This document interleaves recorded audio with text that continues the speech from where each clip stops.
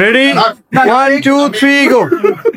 আমি ওই বিয়ের সময় ওকে আমার বিয়ে আমার নিজের করতে হয়েছিল, তো আমার কেউ সাজাই গুজাই দেওয়ার ছিল না, গুছাই দেওয়ার ছিল না, সব আয়োজন নিজের করার জন্য আমি ভুলে গেছিলাম যে আমার বউরে গলার মালা দিতে হইবে। তো এই নিয়ে গত 10 বছরে আমি কমসে কম 20,000 বার শুনছি তুমি তো একটা মালাও আমাকে দেওয়া না, আমাকে ভালোই বাসো না। তখন আমি এবারে আমার এই ধ্বংস প্রাপ্ত জীবনের দশম বিবাহবার্ষিকী, এই বিবাহ বার্ষিকীতে মনে পড়ে আজও আমি একসময় সুখী ছিলাম। আমি একসময় ইচ্ছে হলেই বাইরে থাকতে পারতাম। আমার বিবাহ বার্ষিকীতে আমার মনে পড়ে আমি হাফ প্যান্ট পরেও শুতাম, বিছানা যেদিকে সব মাথা যেদিকে সব পা, আমাকে বাঁচাবি বাঁচা। তো সেই থেকে আমি চিন্তা করছি একবার না একবার ফুলের মালা দেবো, ছবিতে দেওয়ার ইচ্ছা ছিল। পরে উনি বুঝে গেছেন আমার হাতে কিছু খান না, এখন আমি গলায় মালা পরাচ্ছি। মালা পরানো হয় ছাগল এবং বিবাহিতদের।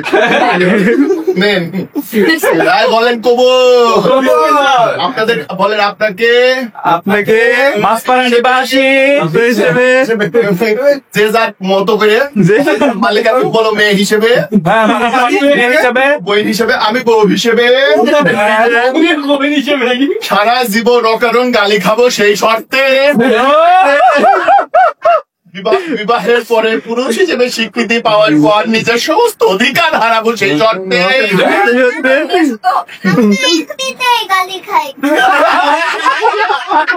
আমার মেয়ে বলছে এমনিতেই গালি খাই।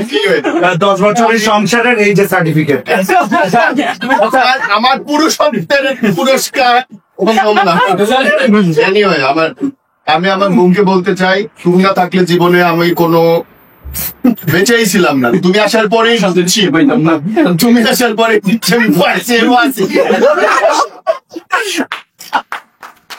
আপনারা আমার বউয়ের সামনে কোনোদিন এত কথা বলতে দেখেন?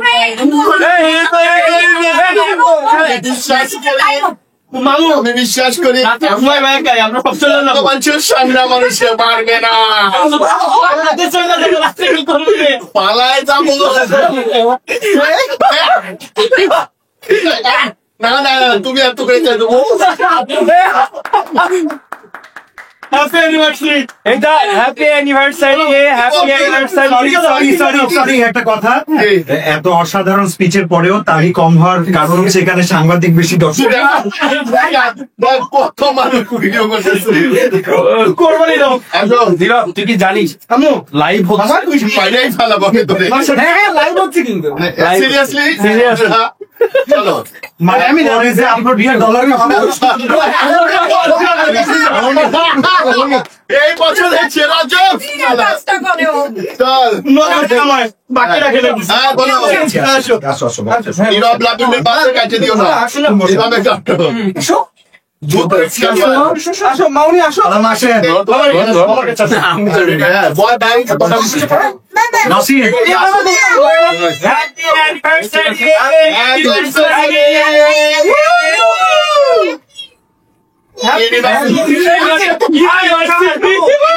হ্যাঁ শাবাশ। আসার পরে যে এন্টারটেইন করতেছো বলতে ঠিক তুমি একজন নিরুপেরিবে সন্দেহ আছে, আর সন্দেহ নাই। এবং তোমার মামার নাম চল বাচ্চারা, একটু খাওয়াই দিই। আমার বড় মিষ্টি ভাই মোটা মানুষ না। এই কেকটা ট্রাস্ট মি আমি শুধু তোমার জন্য বানিয়েছি না, ওটা খাবো না, এটা খাবো। কে বানাচ্ছে? ভীষণ স্পেশাল কেক। তুমি একটু খাবে দেখতেছিস আমি কিছু বোঝার আগে দেখলাম 2টা কেক কাটা শেষ।